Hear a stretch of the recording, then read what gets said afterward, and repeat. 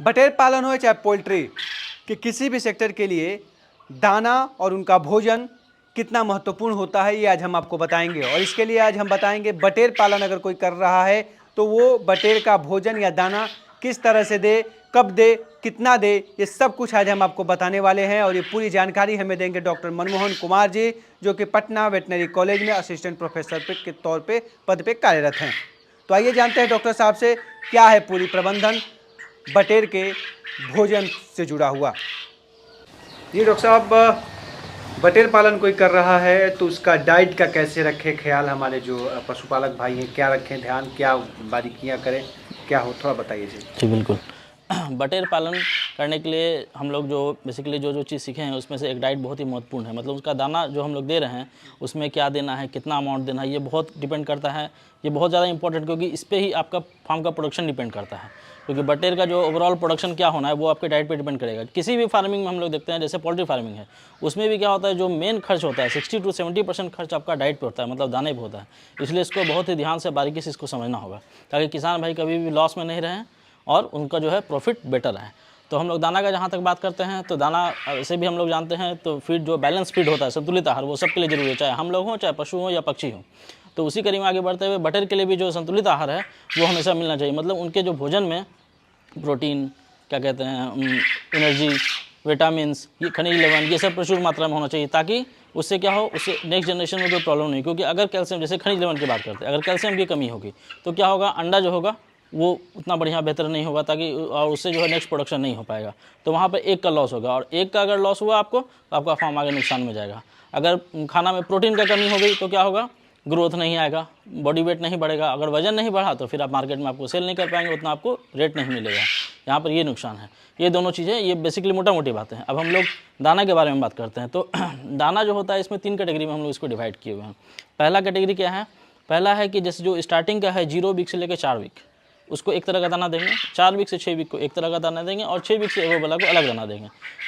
हम लोग क्या है, पहले समझना है इसमें ये चीज़ है कि हम लोग जो बटेर पालन कर रहे हैं किस पर्पज़ से कर रहे हैं। अगर हमको बटेर एज ए होल बेचना है तो हम लोग उसको 6 वीक तक में निकाल देते हैं, ठीक है। लेकिन अगर किन्हीं को अंडा उससे उत्पन्न करना है तो वो 6 वीक के बाद उसको मेंटेन करेंगे। तो इसलिए आहार बहुत ज़्यादा इंपॉर्टेंट हो जाता है, ताकि तीनों श्रेणियों के बटेरों को हम लोग किस किस तरह का खाना खिलाएं। अब जहाँ तक बात है स्टार्टर, जिसको स्टार्टर बोलते हैं 0 से 4 वीक वाले को, उस केस में क्या होता है, प्रोटीन अमाउंट जो होता है वो थोड़ा ज़्यादा देना पड़ता है। क्योंकि प्रोटीन उसमें क्या होता है, बॉडी बिल्डिंग होता है, मतलब उसका ग्रोथ फास्ट होता है, तो उसमें प्रोटीन की ज़्यादा रिक्वायरमेंट होती है। तो वहाँ पर लगभग जो डाइट हम लोग बनाएंगे उसमें लगभग 27% प्रोटीन होना चाहिए। दूसरी बात है एनर्जी की बात, तो एनर्जी का भी कंटेंट उसमें बहुत ज़्यादा होता है, देना चाहिए। क्योंकि क्या है, ग्रोथ रेट उसमें फास्ट होता है, 2700 किलो कैलोरी के आसपास उसको एनर्जी देना चाहिए। कैल्शियम 1% कैल्शियम होना चाहिए। फॉस्फोरस 0.35% लगभग फॉस्फोरस उसमें प्रेजेंट होना चाहिए। ये बात होगी स्टार्टर राशन की, मतलब 0 से 4 वीक में। 4 से 6 वीक में जब आते हैं हम लोग तो उसमें क्या करते हैं, प्रोटीन को थोड़ा कम करते हैं, 24% पे लेकर आते हैं। क्योंकि क्या है, इनिशियल ग्रोथ रेट उसका ग्रोथ स्टार्टिंग में जो है हो चुका है। अब 4 से 6 वीक में थोड़ा प्रोटीन कम किए, थोड़ा सा एनर्जी को भी डाउन करेंगे, लगभग 2650, बहुत ज़्यादा का अंतर नहीं होता है। और कैल्शियम को भी डाउन करेंगे, क्योंकि उसमें क्या है, उसका अंडा उत्पन्न नहीं हो रहा है। कैल्शियम को हम लोग बढ़ाएंगे कब, जब हम लोग फाइनल स्टेज में जाएंगे, मतलब लास्ट जो हम लोग का राशन है, जिसको फिनिशर सॉरी लेयर राशन बोलते हैं। लेयर मतलब लेयर का मतलब होता है लेइंग से जुड़ा हुआ है।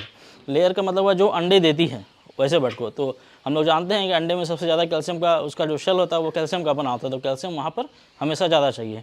तो जो हम लोग जो दाना बना रहे हैं उसमें 3% के आसपास कैल्शियम होना चाहिए। जहाँ तक स्टार्टिंग में हम लोग बात की 1% का, यहाँ पर 3% कैल्शियम होना चाहिए। एनर्जी और प्रोटीन कम होगा दाने में, बहुत ज़्यादा कम नहीं होगा, लेकिन जहाँ तक कैल्शियम का बात है वो 3 गुना बढ़ जाता है। क्योंकि अगर कैल्शियम सप्लीमेंट उस समय कम हो गया तो जो एग होगा उसका शेल बहुत ही कमज़ोर होगा। वो मैच्योर, मतलब इंक्यूबेशन जो हम लोग निकालते हैं, जब इसमें चूजा निकालते हैं उससे, वो पहले ही फट जाएगा, और फटने के बाद क्या होगा, डेड हो जाएगा, या डेड इन शेल हो जाएगा, मर जाएगा। तो मतलब आपका प्रोडक्शन जो है लॉस हो जाएगा वहाँ पर। इसलिए कैल्शियम का ध्यान रखना है कि वहाँ पर कैल्शियम प्रचुर मात्रा में होने चाहिए। अब हम लोग बात करते हैं दाना हम लोग बनाए किस किस चीज़ से, क्या क्या चीज़ का मिश्रण होना चाहिए। तो देखिए, किसी भी फार्मिंग में आपको ध्यान रखना है, क्योंकि 60 to 70% आपका खर्च दाने पे हो रहा है, तो आपको ध्यान रखना है कि आपके पास अवेलेबल क्या है। किसान भाई इस बात को हमेशा ध्यान रखें। जैसे कि किसी भी दाने में मैक्सिमम चीज़, मकई स्टार्टिंग का क्या होता है, लगभग 30%, 40%, 50% तक लोग मकई यूज़ करते हैं। तो अगर आप मकई उपजा रहे हैं तो आपके लिए सबसे बेस्ट है, आपको ख़रीदना नहीं पड़ रहा है। तो कहने का मतलब क्या हुआ, जो आपके पास अवेलेबल है उसके थ्रू अगर आप बनाएंगे तो आप फ़ायदे में रहेंगे। मतलब आपका क्या कहते हैं, कॉस्ट कम आ रहा है और मुनाफा आपको ज़्यादा रहा, क्योंकि मकई क्या है, आप आपके पास खुद से उपजा रहे थे। तो पहला चीज़ मकई हो गया। उसके अलावा राइस पॉलिश, सोयाबीन की खल्ली या बादाम की खल्ली, इसको यूज़ करते हैं हम लोग। उसके अलावा मिनरल मिक्सचर हो गया, और क्या कहते हैं, मिनरल मिक्सचर के अलावा फिर ये नमक, और सबसे लास्ट में क्या कहते हैं ये वीट ब्रान भी यूज़ करते हैं हम लोग। इस तरह से मिला के लगभग जब 100 किलो का कंपोजिशन बनाते हैं तो ये सब चीज़ उसमें एक निश्चित मात्रा में होना चाहिए।